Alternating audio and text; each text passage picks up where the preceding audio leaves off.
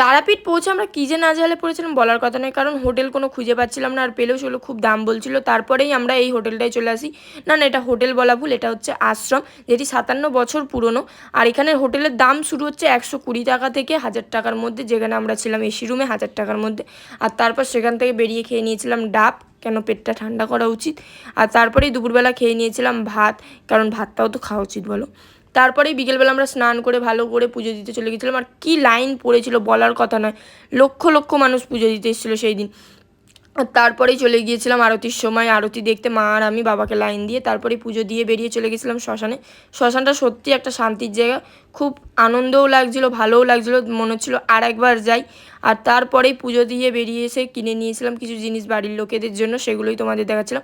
আবার পরের দিন ঘুম থেকে উঠে বেরিয়ে পড়েছিলাম বাড়ির উদ্দেশ্যে। আসার তো একটুও ইচ্ছা ছিল না, কিন্তু আসতে হতো, ট্রেনের টিকিট কাটা হয়ে গেছিলো। তারপরে আমরা ট্রেনে উঠে পড়ি, বাড়ির উদ্দেশ্যে চলে আসি। আজকের জন্য এইটুকু, আবার কোনো ভিডিওতে দেখা।